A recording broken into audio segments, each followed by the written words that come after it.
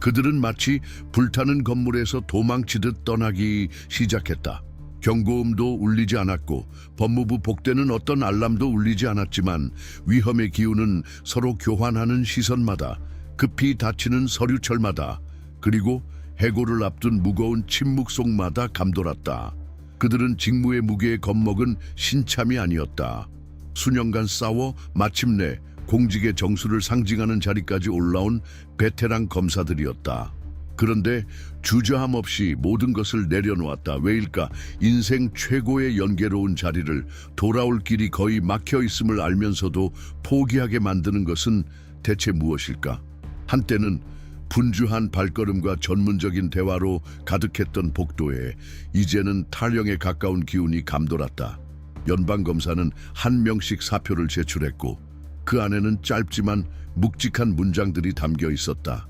나는 동조하지 않겠다. 내 이름을 더럽히지 않겠다. 이 프로젝트에 봉사하지 않겠다. 그것은 단순히 서류에 서명하는 것을 거부하는 일이 아니었다. 그들이 보기에 법이 아닌 한 사람의 의지를 위해 기형적으로 변해가는 거대한 장치를 향한 공개적인 거부였다. 그리고 그 결심은 개인의 선택이었지만 마치 전염병처럼 번졌다. 이들이 무엇을 목격했기에 모든 것을 버렸는지 묻지 않을 수 없다. 단순히 직업을 잃는 문제가 아니었다. 그것은 종신직 제한, 거액의 민간 기업 초청, 나라의 미래를 좌우하는 결정에 영향을 미칠 수 있는 기회, 이 모든 것을 내려놓는 일이었다. 과거에 정의의 성전으로 불리던 그곳은 이제 지뢰밭에 가까워졌다. 그 광경은 뚜렷했다. 과거에는 사건 서류가 산더미처럼 쌓이고 열띤 토론이 오가던 사무실들이 이제는 빈 책상과 서서히 돌아가는 의자만 남았다. 기록실에는 복잡한 사건, 역사적인 판결, 밤을 새우며 진행한 수사들의 흔적이 남아 있었다. 그러나 현재에는 자부심이나 명예가 설 자리가 없었다. 남은 것은 오직 자리에 앉아 있는 사람들이 능력이 아니라 한 지도자에게 맹목적으로 충성한다는 이유로 발탁되었다는 불편한 현실이었다. 그 지도자는 권력을 유지하기 위해 규칙마저 다시 쓰려는 인물이었다. 이 탈출극에는 거의 연극적인 요소가 있었다. 각 사직은 새로운 상관들뿐만 아니라 그들이 상징하는 것에 대한 공개 선언이었다. 새로 자리에 앉는 사람들 중에는 자격이나 경력이 부족하지만 개인적 이념적 어젠데 맞춘 발언을 하는 이들이 있었다. 헌법의 무게를 무시하고 법을 조작 가능한 게임 말처럼 해석하려는 이들이었다. 뒷이야기로는 능력은 더 이상 중요하지 않고 오직 충성심만이 기준이 되었다고 했다. 이 새로운 지휘 체제에 대한 단절은 단순한 도덕적 분노 때문만이 아니었다. 그것은 실제로 뒤따를 결과에 대한 두려움 때문이기도 했다. 남아 복종하는 자는 변호사 자격을 잃을 위험이 있었고 수십 년간 쌓아온 명성을 잃을 수 있었다. 떠나는 자는 경력과 역사적 평판을 지킬 수 있었지만 그 대가로 안정된 수입과 명성을 내려놓아야 했다. 그것은 잔혹한 선택이자 국가가 아닌 권력 프로젝트에 대한 충성심을 시험하는 일이었다. 이 상황은 뚜렷한 긴장을 만들었다. 한쪽에는 굴복을 거부하는 사람들, 다른 한쪽에는 의자에 앉아 질문 없이 명령을 따를 준비가 된 사람들, 그리고 그 사이에는 질문 하나가 떠돌았다. 얼마나 비워내야 기관이 무너질 것인가? 사태의 심각성을 이해하려면 법무부가 늘 법조계의 정점으로 여겨졌다는 점을 기억해야 한다. 그 자리를 얻기 위해서는 명문대학 졸업장만으로는 부족했다. 청렴, 규율, 그리고 성과가 필수였다. 많은 검사가 훗날 연방판사로 임명될 것을 목표로 커리어를 시작했다. 그것은 기관뿐 아니라 민주주의를 강화하는 우수성의 순환이었다. 지금 그 순환은 끊어졌다. 가장 유능하고 윤리적인 사람들이 떠난 뒤 무엇이 남을까? 이제 이 기관을 오염된 곳으로 바라보는 젊은 세대의 신뢰를 다시 회복할 수 있을까? 답은 쉽게 나오지 않지만 그 물음은 버려진 회의실, 비워진 서랍, 그리고 이제 됐다라고 말할 준비를 하는 사람들의 눈빛 속에서 메아리친다. 이 집단적 퇴장은 단순한 정치적 의견 차이의 결과가 아니다. 그것은 정의의 기둥이 정면 공격이 아니라 내부 부식으로 무너질 수 있다는 경고다. 느리지만 파괴적인 이 과정에서 떠나는 사람마다 저항의 힘은 약해지고 법을 자기 뜻대로 만들려는 사람의 지배력은 강화된다. 그렇기에 많은 이들이 배를 떠났다. 그들에게 남아있는 것은 배를 가라앉히는 데 동참하는 것이었기 때문이다. 2025년 이전을 살아온 사람들에게 이 상황은 특별한 무게를 지닌다. 30, 40, 50살 이상이 된 남녀들은 법무부 관련 뉴스가 한때는 기술적인 결정에 국한되어 일상적인 뉴스에 거의 등장하지 않던 시절을 기억한다. 그러나 이제 뉴스는 법률 분석의 장이라기보다 개인적 다툼의 무대처럼 보인다. 그리고 이는 인생 경험이 쌓인 이들에게 권력의 이면이 일상에 어떤 영향을 미치는지 더욱 선명하게 느끼게 만든다. 수십 년간 흠없는 경력을 쌓아온 중년 변호사를 상상해보라. 그는 복잡한 소송과 숨가쁜 기한에 익숙하다. 그런데 회의실에 들어가 보니 실질적인 경험이 없는 사람이 지도자의 자리에 앉아 있다. 그 사람은 능력이 아니라 정치적 친분으로 자리를 얻었다.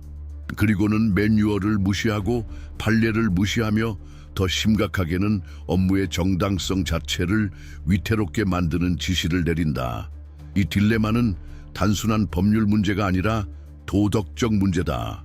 받아들이면 평생 씻을 수 없는 오명을 안게 된다. 거부하면 공직 생활이 끝나고 안정성을 잃을 수도 있다. 법 쪽의 박 사람들도 잘 아는 문제다. 원칙을 저버리는 직업을 받아들이느냐 아니면 거절하고 처음부터 다시 시작하느냐 하는 문제다. 이 긴장은 법정 복대만 국한되지 않는다. 이는 시민이 권위를 대하는 태도에도 반영된다. 젊을 때부터 정치적 변화를 겪어온 50살의 누군가는 지금을 과거와 비교하며 비록 이념적 차이는 있어도 그때는 분명한 한계선이 있었다고 말할 수 있다.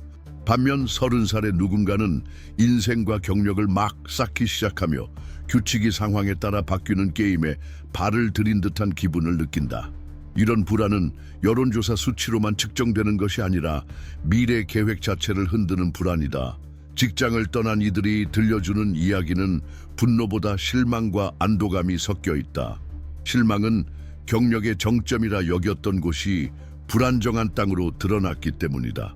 안도감은 평생 발목을 잡을 수 있는 결정에 가담하기 전에 떠났기 때문이다. 이 안도감은 윤리적 이유로 직장을 그만둬 본 사람이라면 누구나 이해할 수 있다. 매일 스스로를 배신하며 버티는 것보다 금전적 손실이 훨씬 가볍게 느껴지는 순간이 있기 때문이다. 연방청사 근처 카페들의 대화 주제도 변했다. 과거에는 판례, 재판 승리, 변론 전략 같은 이야기로 가득했다. 이제는 의심스러운 인사 절차를 어기는 구두 명령, 그리고 서명이 미래의 자신을 겨냥한 증거가 될지도 모른다는 두려움이 줄을 이룬다. 이 변화는 추상적인 것이 아니다. 그곳에서 일하는 사람들의 일상 속에 있고 바깥에서 지켜보는 사람들의 인식 속에도 있다. 그들은 기관의 무게가 서서히 침식되고 있음을 감지한다. 이 인식에는 세대 차이도 있다. 과거 정치적 위기를 겪어본 사람들은 이런 일이 한 번에 벌어지지 않는다는 걸 안다. 신뢰가 무너지는 과정은 점진적이다. 작은 양보에서 시작된다. 규칙 하나를 무시하고 이상한 인사를 한 번 하고 그러다 보면 어느새 기준이 완전히 변해 있다. 젊은 세대에게는 과장처럼 들릴 수 있지만 이미 이런 상황을 경험한 세대에게는 경고다. 작은 양보 하나하나가 언젠가 무너질지도 모르는 구조에서 한 조각씩 빼내는 일이라는 경고다. 이 시점에서 권력의 중심에 있는 인물을 이해하는 것은 단순한 호기심이 아니라 필수가 된다. 그들이 어떻게 여기까지 왔는지, 무엇이 성격을 형성했는지, 어떤 경험이 그들을 더 단단하게 혹은 더 냉혹하게 만들었는지를 아는 것은 다음 움직임을 예측하는 열쇠가 될 수 있다. 결국 도널드 트럼프와 시진핑 같은 지도자는 갑자기 등장하지 않는다. 그들은 수십 년간의 선택, 젊은 시절부터 키워온 야망, 최고 자리에 오르기 훨씬 전부터 세운 전략의 결과물이다. 그렇기에 그들의 정기 집착, 모순을 아는 것은 오늘날의 지정학적 상황을 해석하고 내일 우리를 어디로 이끌지 예상하는 데 필수적이다. 이것이 바로 세계 무대를 형성하는 대통령들의 정기를 다룬 특별 애북이 고정 댓글에서 제공되는 이유다. 이 책은 명확하고 유익하게 이 이해를 확장하려는 이들을 위해 준비된 것이다. 보고서 속 숫자들이 얼마 전까지만 해도 흠잡을 데 없던 천 위에 번지는 얼룩처럼 나타나기 시작했다. 처음에는 여기저기서 국지적인 감소가 있었다. 그 다음에는 예정된 은퇴나 경력 전환으로는 설명할 수 없는 일련의 퇴직이 이어졌다. 전체 그림이 드러났을 때 문제의 규모는 눈에 띌 만큼 컸다. 행정명령을 법적으로 뒷받침하던 인력의 3분의 2가 교체 없이 떠나 있었다. 수년간의 전문성을 쌓은 23명의 전문가가 서류철을 닫고 물 수 없는 공백을 남긴 채 떠났다. 그런데 왜 그 자리에 아무도 오지 않았을까? 과거라면 명예로운 자리로 경쟁이 치열했을 이 직책들을 지금은 무엇이 맡고 있는 걸까? 그 이유는 단순히 채용의 어려움에 있지 않다. 자신의 직업적 이력을 소중히 여기는 이들이라면 누구나 느낄 상징적인 무게가 있다. 불신이 가득한 분위기 속에서 직책을 맡는다는 것은 단순히 미결 사건을 이어받는 것이 아니라 그 결정 하나하나에 얽힌 정치적 소모전까지 떠안는다는 의미다. 외부의 명령에 맹목적으로 복종하는 행위로 해석될 수 있는 서명을 과연 2025년 한가운데에서 감수할 사람이 얼마나 될까? 단 몇 시간 만에 수십 년간 쌓은 명성이 소셜미디어에서 무너질 수 있는 세상에서 말이다.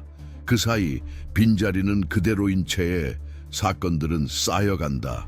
담당자가 없어 멈춰버린 수사, 무기한 연기되는 심리, 아무것도 할 수 없는 채로 지나버리는 기한들.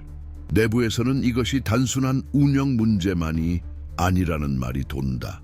숙련된 인력의 부재는 특정 사건의 힘을 약화시키고 정치적 동맹에게 유리한 판결이 힘을 얻도록 만든다. 이 점진적인 붕괴로 이득을 보는 이는 누구일까?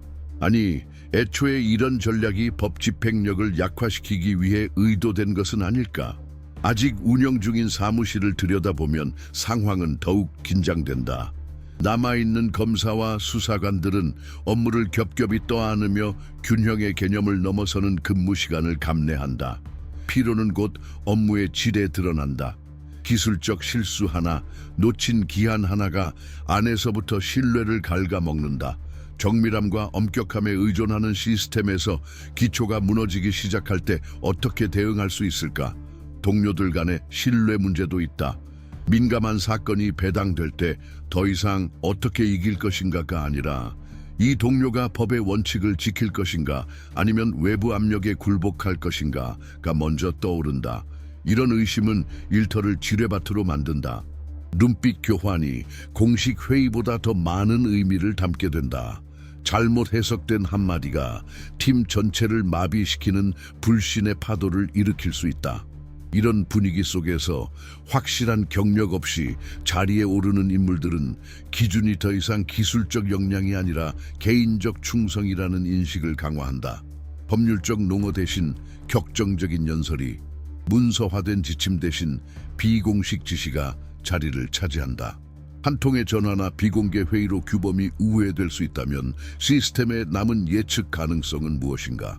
시민이 자신의 삶을 좌우할 결정이 절차가 아닌 기분이나 편의에 따라 좌우된다는 사실을 알게 되었을 때 어떤 안전을 느낄 수 있겠는가? 이 영향은 법적 너머로 퍼져나간다. 한 나라의 법적 구조가 일관성을 잃으면 다른 모든 분야가 그 여파를 느낀다.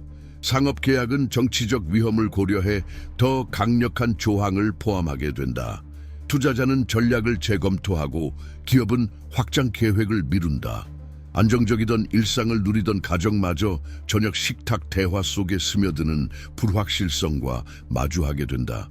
제도적 토대가 흔들릴 때 어떻게 튼튼한 미래를 세울 수 있을까? 일부 분석가들은 이러한 인력 공백을 더 넓은 문화적 변화의 반영으로 본다. 우리는 장기적인 절차보다 즉각적인 결과를 우선하는 시대에 살고 있다. 그 사고방식이 합법성을 수호해야 하는 기관에 자리 잡으면 그 침식은 더욱 위험해진다. 준비된 전문가의 부족은 단순한 인사 문제를 넘어 권력이 행사되는 방식과 그 기대치 자체가 변하고 있다는 징후다. 하지만 주목해야 할 모순이 있다. 질서를 회복한다거나 체제를 보호한다는 중요성을 외치면서도 실제로 제도를 강화할 수 있는 실질적 조치는 외면되고 있다. 이 모순을 어떻게 설명할 수 있을까? 어쩌면 안정성은 현재 권력을 쥔 이들의 실제 목표가 아닐 수도 있다. 불확실성이 특정 이해관계에 유리하다면 우리는 이 공허한 약속과 부재의 순환을 얼마나 더 살아야 할까? 이쯤 되면 의무는 단지 법무부 안에서 무슨 일이 벌어지고 있는가에 그치지 않는다. 이 상황은 우리를 여기까지 오게 한 사회 자체를 비추는 거울이 된다. 제도의 취약성은 집단적 선택, 던져진 표, 작은 위반 앞에서 침묵한 목소리의 반영이기도 하다. 외부에서 지켜보는 많은 이들에게 이것은 단순한 법률 문제가 아니라 우리가 어떤 나라를 받아들일 준비가 되어 있는지에 대한 시험처럼 느껴진다. 여기까지 읽었다면 이 문제들이 당신 삶과 무관하지 않다는 것을 알고 있는 것이다. 그 벽 안에서 내려지는 모든 결정은 거리, 직장, 학교, 가정에까지 울린다. 이 대화가 힘을 얻으려면 더 많은 사람이 여기에 접근해야 한다. 그러니 채널을 구독하고 이 영상을 좋아요 누르며 댓글로 당신의 생각을 나누라. 당신의 목소리는 이 역사의 흐름을 바꿀 수 있는 토론의 일부다. 긴장은 외부에서만 오는 것이 아니라 내부에서도 마치 한 기관의 영혼을 놓고 벌어지는 싸움처럼 피어올랐다. 어떤 이는 문제의 원인을 리더십의 부재라 했고 또 다른 이는 리더십의 과잉이 모든 독립적 사고의 공간을 질식시켰다고 했다. 누가 옳았을까? 어쩌면 둘 다 옳았다. 그리고 아마 바로 그 모호함이 모두를 경계 속에 머물게 하는 이유였다. 사소한 결정조차 그 실제 내용보다 훨씬 더 큰 상징적 무게를 지니는 듯 보였다. 심지어 단순한 행정 요청을 승인하는 일조차 정치적 정렬의 신호로 해석될 수 있었다. 이런 상황 속에서 등장한 인물들은 합의를 추구하지 않고 지배를 원했다. 그것은 단순히 명령을 내리는 문제가 아니었다. 오래된 의식을 밀어내고 새로운 위계 질서를 만드는 거의 계산된 듯한 시도가 있었다. 상사가 목소리를 높이지 않아도 두려움은 충분했다. 그의 시선이 평소보다 몇 초 더 머무는 것만으로도 위협이 될 수 있었다. 단순한 눈빛 교환 속에 담긴 위협은 무엇일까? 그 답은 이유 없는 해고, 설명 없는 전보, 그리고 전략적 동맹들이 요직에 임명되는 모습 속에 있었다. 밖에서 지켜보는 사람들은 단편적인 모습만 볼 수 있었다. 서로 관련 없어 보이는 결정들, 단순 행정 변경처럼 보이는 조치들, 효율성을 약속하는 연설들. 그러나 안에 있는 사람들은 알고 있었다. 모든 행동이 하나의 더 큰 설계 안에 있다는 것을. 그것은 공식 회의실이 아닌 비공개 대화 속에서 진짜 약속이 오가는 곳에서 짜여지고 있었다. 이 거미줄은 어디까지 뻗어 있었을까? 그리고 그 끈을 쥔 사람은 누구였을까? 가장 두려운 것은 이름이나 정책의 변화가 아니었다. 그것은 사람들 사이의 신뢰가 서서히 무너지는 일이었다. 오랜 동료가 갑자기 당신 옆자리에 앉기를 피했다. 함께 사건을 맡았던 옛 파트너가 잘못된 사람에게 넘어갈까 두려워 정보를 공유하지 않았다. 이런 파편화는 협력을 전제로 하는 업무 능력을 갉아먹었고 예전의 단일한 조직을 각자의 이해관계로 쪼개진 모자이크로 만들었다. 서로에 대한 불신 목록을 주머니에 넣고서 어떻게 협력이 필요한 일을 해낼 수 있을까? 이전에 불안정한 시기를 겪어본 이들에게 현재 상황은 더 혼란스러워 보였다. 과거의 위기에는 분명한 이해가 있었다. 누가 적인지, 목표가 무엇인지, 절대 넘어서는 안 될 선이 어디 있는지 알았다. 하지만 지금은 그 선이 매일 바뀌었다. 어제 용인되던 일이 오늘은 배신으로 간주됐다. 판이 매일 새로 그려지는 게임을 지배하는 규칙은 무엇인가? 아마 가장 큰 함정은 아직 방향을 바로잡을 시간이 있다고 느끼는 것이었다. 많은 사람들은 조금만 더 버티면, 위험한 결정을 피하면 곧 정상이 돌아올 것이라고 믿었다. 하지만 그 사이에 눈에 띄지 않는 변화들이 쌓여 과거의 정상이라 불리던 것의 구조 자체가 변하고 있었다. 얼마나 오래 결정을 미룰 수 있을까? 그 선택이 당신을 대신해 내려지기 전에 이 환경 속에서 가장 신중한 이들조차 중립이 사실상 협력이라는 것을 깨닫기 시작했다. 침묵은 더 이상 신중함의 표시가 아니었다. 그것은 정해진 방향을 받아들이겠다는 신호였다. 그리고 받아들인다는 것은 단순히 살아남는 것이 아니라 정당화하는 일이었다. 과연 얼마나 많은 이들이 이 짐을 짊어질 준비가 되어 있었을까? 외부에서 보통 시민이 느끼는 영향은 흐릿했다. 신속히 진행되어야 할 사건이 몇 달씩 묶여 있었다. 공적 관심이 높은 수사가 설명 없이 뉴스에서 사라졌다. 영향력 있는 인물이 연루된 사건이 세부 사항이 공개되지 않은 채 종결됐다. 이런 공백들은 서로 다른 이야기들을 키웠고 분열되고 지친 대중 속에서 쉽게 뿌리를 내렸다. 결국 더 위험한 것은 무엇이었을까? 노골적인 거짓말이었을까? 아니면 의도적으로 심어진 반쪽짜리 진실이었을까? 이 공백은 겉보기에는 국지적인 것처럼 보이지만 실제로는 연쇄적인 파장을 일으킨다. 중단된 수사는 단순한 통계가 아니다. 그것은 정의를 기다리던 사람들의 이야기이자 교착 상태 속에서 아무런 결론 없이 일상으로 돌아가는 피고들의 이야기다. 이런 사건들 중 얼마나 많은 이야기가 서랍 속에 잊혀질까? 그리고 그중 얼마나 많은 것이 의도적으로 그 서랍 속으로 밀려나는 걸까? 한 번은 베테랑 수사관들이 퇴근 후 눈에 잘 띄지 않는 작은 카페에 모였다. 누구도 복돼서 함께 있는 모습을 보이고 싶어 하지 않았다. 그 만남의 목적은 진행 중인 사건을 논의하기 위함이 아니었다. 오히려 한 번도 시작조차 되지 않은 사건들에 대해 이야기하기 위함이었다. 탄탄한 증거에 뒷받침된 중대한 고발임에도 불구하고 단지 권고하지 않음이라는 이유로 기소 절차가 열리지 않았던 경우들. 공식적인 설명은 없었다. 그저 기술적인 판단이라기보다 경고에 가까운 뉘앙스의 구두 통보가 있었을 뿐이었다. 이런 이야기들은 경험 많은 전문가들 사이에서 놀라움 없이 오간다. 그것은 모르는 것이 아니라 알고 있다는 것을 드러내는 침묵이다.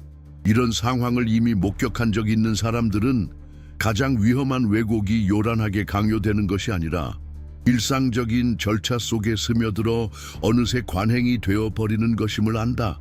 젊은 인재들이 전략적 요직에 임명되는 경우도 있다. 표면적으로는 신선한 세대 교체처럼 보인다. 그러나 실제로는 능력보다 특정 지휘 라인과의 친밀도를 기준으로 한 선발이었다. 새로 부임한 인물 중 한 명은 취임 첫 주에 이미 마무리 단계에 있던 사건들을 재검토하라는 지시를 내렸다. 설득력 있는 이유도 없이. 그 결과는 피고인 측에 유리한 지연이었다. 단순한 우연일까? 아니면 계산된 전략일까? 이 조작의 기운은 내부인만 느끼는 것이 아니다. 은퇴한 변호사와 검사들도 외부에서 상황을 지켜보며 오늘날의 일부 법률적 조치가 10년 혹은 15년 전이라면 상상조차 어려웠을 것이라고 말한다. 법적으로 여지가 없어서가 아니라 단축로를 쓰는 것은 절대 용납할 수 없다는 묵시적 합의가 존재했기 때문이다. 하지만 이미 확인했듯이 참조점이 사라지면 한계선은 변한다. 한 전직 검사는 복귀하지 않는 이유를 묻는 질문에 짧게 대답했다. 이제 같은 게임이 아니에요. 규칙은 여전히 종이에 있지만 그 적용 방식이 바뀌었죠. 그리고 그 변화는 결코 좋은 쪽이 아닙니다. 가장 불안한 점은 이 변화의 과정이 대중에게 즉각적으로 보이지 않는다는 것이다. 즉각적 분노를 불러일으키는 노골적인 위기와 달리 이런 침식은 계산된 속도로 진행된다. 오늘은 무시된 절차 하나, 내일은 재해석된 지침 하나. 그러다 보면 어느새 풍경은 완전히 바뀌어 있다. 바로 그 인식과 반응 사이의 간극에서 많은 것이 사라진다. 일부는 이것이 의도적인 전략이라고 말한다. 대규모 저항을 피하기 위해 서서히 바꾸는 것. 만약 이 가설이 사실이라면 이는 곧 변화가 동의를 통해서가 아니라 피로를 통해 받아들여지고 있다는 뜻이다. 그렇다면 정의의 미래는 어디로 향하게 될까? 내부에서 전해지는 흥미로운 이야기 중에는 베테랑 판사조차 놀랄만한 판결들이 있다. 과거 같으면 엄격한 심사를 거쳤을 사건들이 허술한 농어만으로 받아들여지고, 반대로 탄탄한 근거를 가진 사건들은 모호한 이유로 기각되는 경우가 있었다. 이 겉보기에 무작위처럼 보이는 패턴 속에 혹시 감춰진 규칙이 있는 걸까? 이런 의문이야말로 현장을 가까이서 지켜보는 이들을 불안하게 만든다. 그 와중에 지배적인 분위기에 맞서 독립적으로 행동하기로 결심한 인물들도 있다. 많지는 않지만 그들의 행동은 파장을 일으킨다. 예를 들어 한 지방 판사는 고위층의 압박에도 불구하고 영향력 있는 피고에게 유리한 합의를 승인하지 않았다. 이 결정은 은밀한 보복을 불러왔지만 동료들 사이에서는 존경을 얻었다. 이러한 고립된 행동들은 여전히 저항의 여지가 남아있음을 보여준다. 하지만 동시에 그 길을 선택한 이들이 얼마나 외로운 싸움을 하고 있는지도 분명히 드러낸다. 누구도 정확한 순간에 알아차리지 못했지만 변화는 내부 문서가 검토를 거쳐 돌아오면서 시작되었다. 그 문서들에는 직접 상관이나 법률 전문팀에서 나온 것이 아닌 손으로 쓴 지시사항이 파란 잉크로 빠르게 적혀 있었고, 명확성보다 속도가 더 중요하다는 듯 일부 단어는 지워져 있었다. 그 메모들은 아무도 서명하지 않았지만 사건 전체의 방향을 바꾸었다. 마치 어느 알 수 없는 곳에서 누군가가 공식 흐름에 자기 목소리를 은밀히 삽입한 것 같았다. 누가 이를 승인했는가? 누가 타인의 이름으로 서명할 용기를 냈는가? 초기 반응은 조심스러웠다. 갓 입사한 젊은 변호사는 경험 많은 동료에게 이 상황이 이상하다고 말했다. 돌아온 시선은 놀람이 아니라 경고였다. 그 얘기는 크게 하지 마. 그때부터 단순한 절차상의 실수로 여겨졌던 것이 점차 조직적인 장치로 변모했다. 그리고 장치가 작동하기 시작하면 누가 그것이 완벽해져서 감지조차 어려워질 때까지 발전하지 못할 것이라 보장할 수 있겠는가? 이러한 행위는 비록 미묘했지만 부식하는 딜레마를 불러왔다. 한 검사는 수주간 사건을 준비한 후 회의에도 나오지 않고 의견서에 서명하지도 않으며 결과에 책임지지 않는 누군가에 의해 사건 방향이 바뀌는 것을 보았다. 어떻게 대응할 것인가? 항의하면 다음 날 아침 교체될 위험이 있다. 한편 법정에서는 변호인들이 설명하기 어려운 무언가를 감지하기 시작했다. 과거에는 공격을 무너뜨리려면 노력이 필요했던 주장이 이제는 거의 저항 없이 받아들여졌다. 드라마틱한 반발은 없었고 단지 혐의를 뒷받침하는 힘이 점점 빠져나갔다. 마치 싸우지 않고 단순히 존재만 표시하는 것 같았다. 이는 부주의인가 아니면 의도적인 후퇴인가? 이 같은 무기력함은 대중에게는 거의 감지되지 않았지만 힘의 균형을 바꾸었다. 과거 수개월이 걸려 단단한 방어를 구축해야 했던 피고는 이제 빠른 승리를 거두었다. 미리 혐의로 조사를 받던 기업들은 유리한 합의를 맺었다.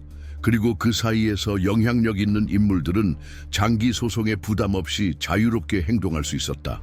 공정해야 할 법정은 조용히 기울어져 마치 자연스러운 경사처럼 받아들여졌다.